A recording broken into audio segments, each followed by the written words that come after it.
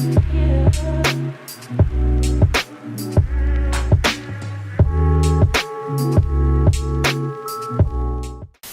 right. So we're back. Thank you guys, the 700 people that watched our other video in a matter of 8 hours or so. It's kind of cool. Now we're gonna be YouTube billionaires, but here we are again.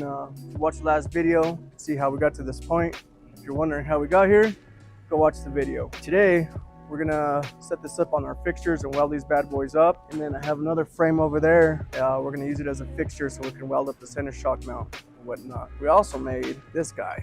We just kind of whipped this out. These were for a Super 73, and they look better on our E-Ruck here. So if you guys have an idea, you can do something like that. Kind of just fits that whole like iRobot electric kind of type of deal.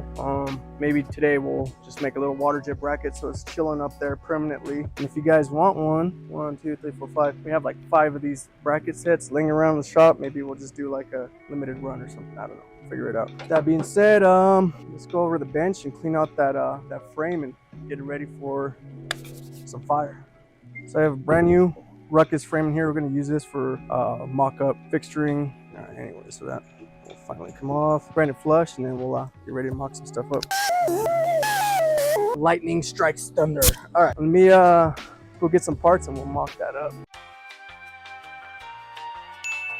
Got our stash of stuff in here. There's a few ways I want to do this, but just for the sake of getting it done, we're just gonna go about it this route. Now I'll explain to you guys here in a little bit what I'm talking about. Now, I like to keep these M6 bolts on there. The real McCoy will have the M10s, but the benefit of having those M6 and use these tapered ones, it kind of centers everything up. So that's gonna sit like so. And then the next thing is these guys. So these guys are gonna slide in like that. And we have this clamp back there. You saw in the last video, we do have a gap in between these two right here. Just to get it done, I'm going to fill that gap with a weld, but ultimately I think I'm going to go double up on these guys, and then we'll just have a spacer where the shock goes. It's easier to put those spacers down here instead of trying to weld spacers up or whatever. But yeah, let me go get it. It's hot. Jesus, I'm in a sauna up in here. All right, so that's that. Now there, let's let me go grab some other stuff in here. I'm just gonna mock everything up and we're just gonna weld it right there, and then the next one we'll go about it the right way. So for now, what we're gonna do, we'll go get my calipers, we'll make some spacers. All right, so on this guy we are 1.25 inches. I'm gonna put some 1.25 inch spacers in between these. I might even have some already made. Let me go check. Sandwich these guys together. Hopefully these bolts are long enough. Not long enough. All right, let me go see if I have longer bolts. Jesus. Right hand. All right, so we borrowed these posts off of a stop sign. It's cool like that, and then this other spacer is going to go up front in here, so it's not going to be in the way. So now that's going to be like that. So that's looking pretty good. Now we're too far to my side. Loosen up those clamps, scoot it over, and get it as center as possible, and then I'll grind these tabs off just so we can weld it onto there. And then flipping this around, we're going to weld along the bottom side of these clamps on both ends, and then we'll probably weld those clamps together as well. But now that actually feels pretty damn solid. I like that quite a bit. Oh yeah, he went for a haircut. Welcome to the sauna. It's like 1,000 degrees in here. Weight loss. Let's do some sketch shit. That's a Krabby Patty. Melting, bro, melting. So we got these bad boys fuse welded together. Just kind of melted the two clamps together and welded the side plates on. It does need some additional weld to the inside. See how far I can get in there before I take it apart. But yeah, that's kind of that. And then the front, I just tacked those up as well. I should be able to roll a bead in there pretty decent on both ends in here. Maybe not this side. Yeah, that side I'll flip the bolt around so I can get more access. But yeah, it's coming along. Alrighty, so our iPhone overheated while we were welding this. You don't believe me that it's 1,000 degrees in here. iPhone can't even handle it. But check that out. We kind of have everything tacked into place, and then you got all the magic happening back here. Fuse weld those bad boys in there, and we got spacers in the middle of the shock.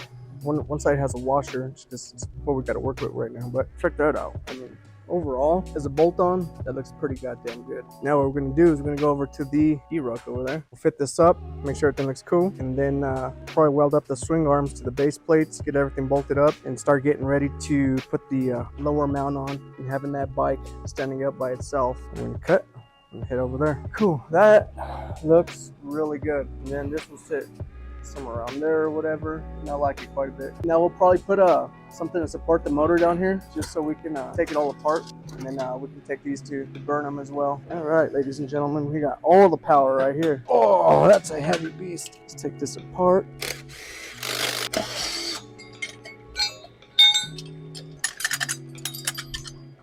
It's made of so many goddamn pieces. I know, dude. Jesus, look at that. There's so much. It looks like a clutch plate. What the hell is wrong with it? It's on strike. What the hell? You know what? Nothing little hostile power can't. No, actually, still not fixing it. All right, so we dismantled the Ruckus over there again, but this time not for long. We got the swing arms here. This is our state-of-the-art fixture that we made last time. Got a little clearance in the back, so we can weld from the back, and then bolt this up like so, and we're gonna weld this up. And I'm using these tapered bolts again, just so they kind of self-align the swing arms. It's not like this or like that, not that crazy, but you know, any little difference is gonna make a big. By the time you get to the end over here, it's just gonna be pretty dramatic. So whatever we can do to try to keep it as straight as possible, we will do it. So this is gonna be our left side swing arm. And on this one, we put these notches in there just so it looks a little bit cooler than the just a flat ass circle on there. We'll head over to the TIG welder again, lay a fat bead on there, and then do the other side. I'll go to the other side. Not bad for not being a welder. Same thing on this front end over here, and then we'll flip it around and get the welds on the back side. So you see we have this opening in the back, and then it allows us to weld it in the back as well. So just have port in there, port there, there, there, and there, just all the way across. The last one would be underneath in here. Maybe it'd be worth putting a slot on the back side for the other ones once we get into production or whatever. But for now, I think that's gonna do it. And then let that cool. We'll do the other side, and we'll bolt it on, and hopefully everything still lines up. The next day. We finished up our making this weapon here. Feel like a Viking now. Enough of that. We're gonna just kind of assemble everything back up. Kind of try to remember what I had going on in here. Parts. A little bit of fire in there. A little bit of fire in that one. Yeah, it's pretty cool. My life is great. Super. What the hell is that? Done. What is that? What are those? There we go. There you go. Woo! Oh, you're good, dude. Bring the wheel. Fucking scrape all this shit out of the way. I am exhausted. This is what it takes to make an E-Ruck. This is my staycation, by the way. The next day. Okay, it's been a couple days or so since we got you guys an update, or kind of putting this video together. Anyways, we got some parts coming in here to kind of get you an idea what this is going to look like. Got the caliper bracket and the caliper and the rotor coming in. We do have to design a whole new hub. We won't be using the Honda Grom hub. I know we were talking about using the cush drive off of the Grom, but that's going to be a whole new billet piece in its own. Someone showed me one of theirs on I don't know, it was like some crazy Grom build, and he just totally stripped the threads out of it. So we're just going to go from scratch and put big M10 bolts into this guy. So this guy came in, you guys haven't seen this yet, but this is the pulley that's just off the shelf, ready to go. It kind of saves us some effort of machining that from scratch, as I've said it about a billion times. So that's kind of that with the rear end.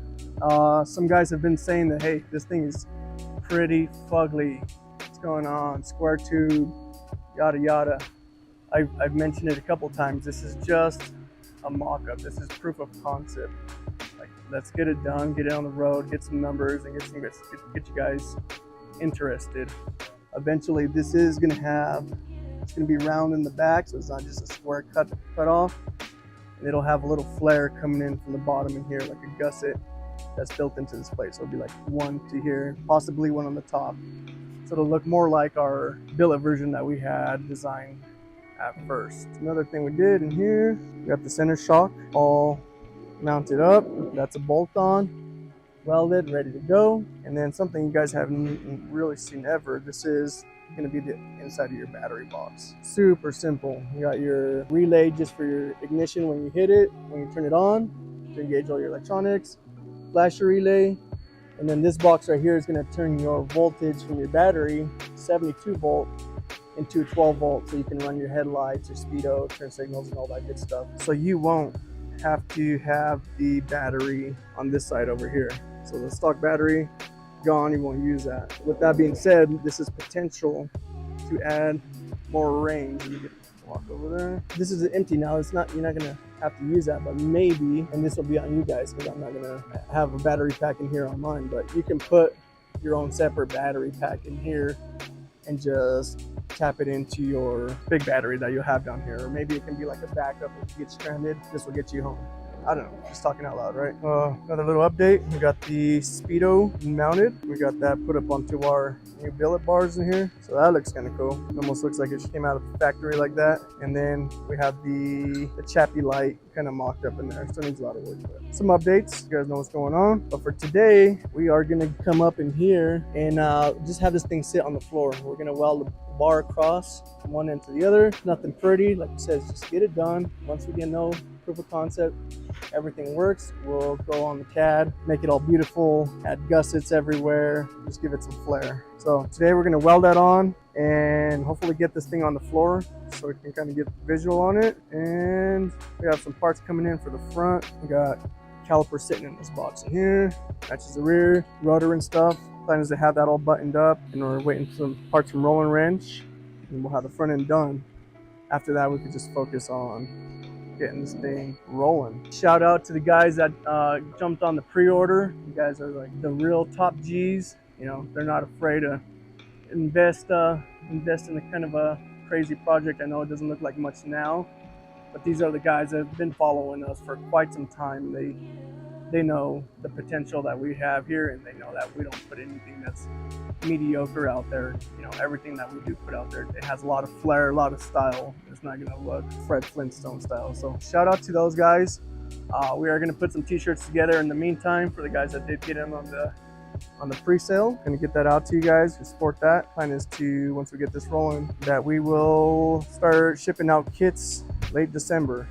It's possible to have it sooner, but for now I think that's a realistic time frame. I'm gonna hand this camera back to Noah. He knows how to drive this thing. Clearly I don't. Look at that. You a pro. Yeah. You're a pro.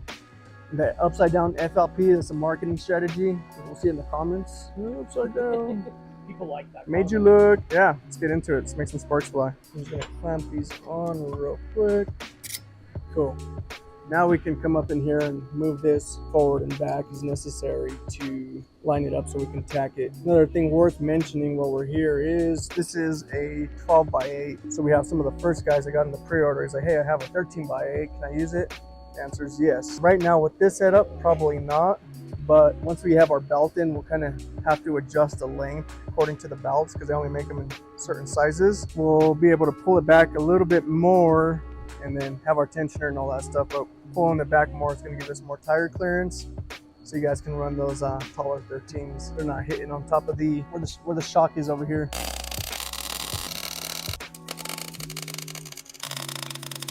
Coolio. Now we can weld the tab on the bottom. Let's go to the drill press. We'll probably drill a hole out in the corner and we'll throw it on the bandsaw and cut that corner off and we can weld it down there.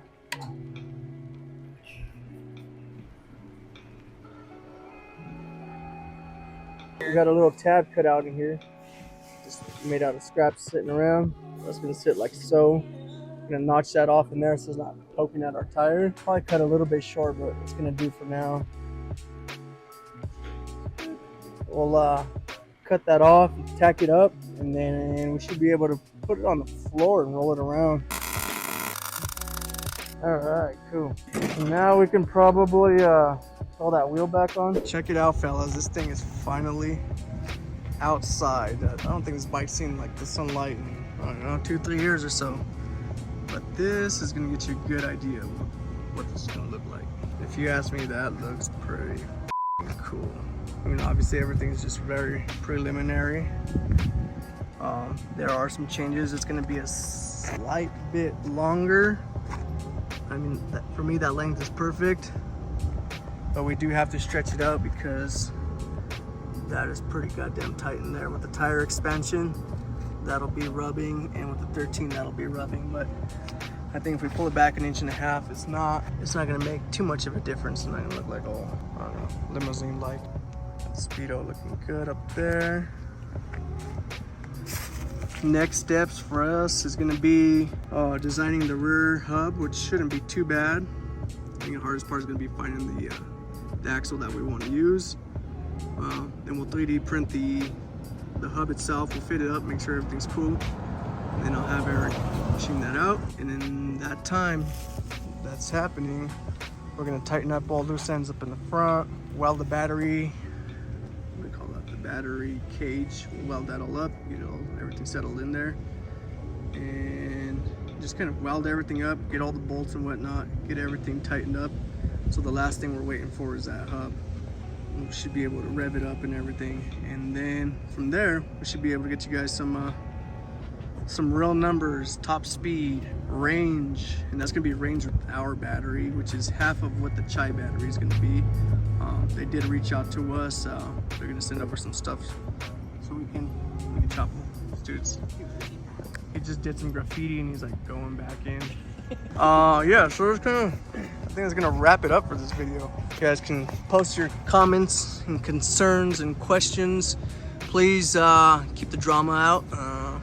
You guys keep mentioning T5K and Rolling Wrench. Those guys are the homies. And I know T5K didn't move forward with this project, but honestly, the guy has a lot of things going on. He has a big business that he's running. And honestly, it's just kind of like throwing a piece of wood into your front spoke, you know, and it's gonna stop all those operations in there. And I get it, like as a businessman, you know, I put this project off for a long time for that same reason. And you know, we're finally in the situation. It's like, okay, we have little time, let's play with this. So, you know, keep the drama out. Other than that, checking out, fellas. Let us know what you think. The next day. All right, people, a few things to address. This Ruckus shock is a little bouncy. It's a little too soft, even at like compressing the shock all the way. So we're gonna have to change that out. I'm thinking a Grom shock is gonna be a little bit heftier. So we got one of those on the way. Another thing is, I know we're talking about making it slightly longer so we can have clearance in here. The only options with the belt are we stay at this length or this thing's gonna look like a limousine. So it's that pizza, it's making me burp. We're gonna have to change the shock design around a little bit so we can get a little bit more clearance in here for the 13-inch wheels. So the plan is maybe build an arc that goes from here to the other end over here. So the shock is gonna be pivoting about there. So that gives us plenty of room to pivot of the shock. And then the top of the shock is gonna go more towards over here. So it's gonna be laid out, I don't know, kind of like the Zuma 125 swaps and the PCX swaps. I think the shock geometry will be similar to that. We ordered the belt and that's on the way. And I'm gonna start designing the hub. We'll get that 3D printed and fit it up. But today, picked up some goodies here from Mr. Rolling Wrench, some pro build products. Got this super tricked out, quick release brake lines. I've never seen anything like this. It's pretty bitchy. So once you bleed it out, and say if you have to disassemble the front end, check this out. Boom. No mess, no BS. And then just put it back on. So we're gonna button up the front end on this thing. We'll make spacers, get the axles on. Titanium axle, also from Rolling Wrench, Pro Build, and these guys. There's going to be a master cylinders for the front and rear brakes. And then these shocks are on backwards on the side, the wheels totally backwards. We're going to clean that up, put all the perimeter bolts on. I'm just going to tidy up that front end so we can go for a ride as soon as we get the belt and my hub in. Let's get to it. Alright, so that's that. Got that snugged up. Got Loctite on it so we don't sit there taking it apart and selling parts. So we're just gonna take this wheel apart, clean it up, and then we're gonna put all the perimeter bolts on there, torque it down just to make sure everything's all set, and then put it on there for good so we don't take it off and on and off and on. This wheel's been on and off this bike for the last 10 years, 12 years.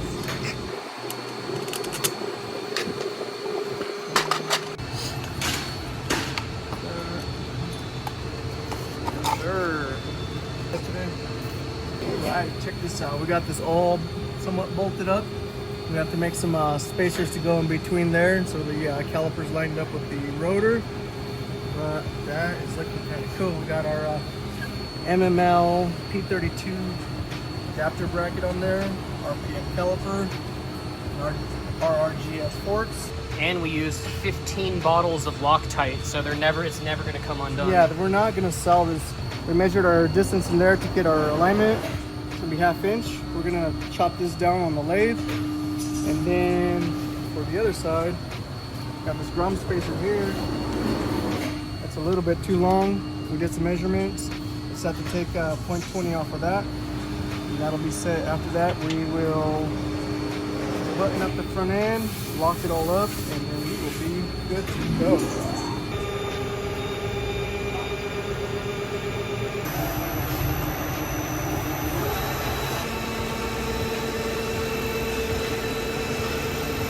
Got that guy. One more. Get it to the side.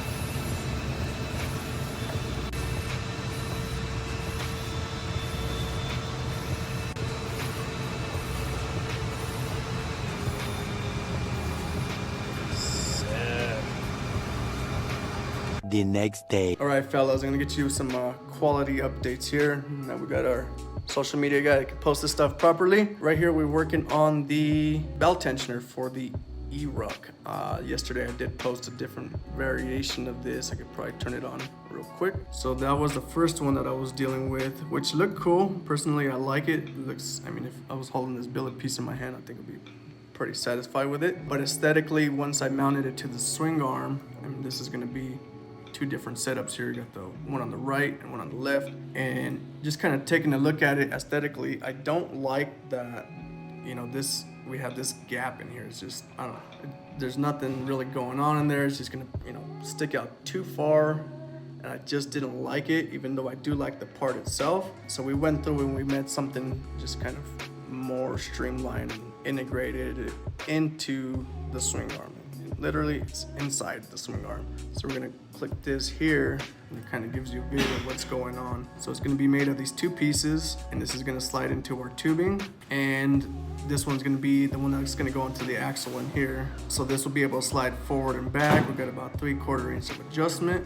And then this is right here, we're gonna have the bolt, and this is non-threaded section there, and this is threaded, so you can slide it back and forth, and everything's just really streamlined and flush. You can't even tell that it's in there. Opposed to this piece, like I said, looks nice, but this looks a lot better. You know, it's nice and concentric. By the time your axle's actually tension on the belt, it's about center line in there. And when you look at that on the bike, it's just, I mean, it's gonna kind of have like that chopper look. It's not gonna have that, like, I don't know, like an old 80s bike with, you know, excessive amount of adjustment, and you can see all the mechanics and whatnot. So super streamlined, super cool stuff.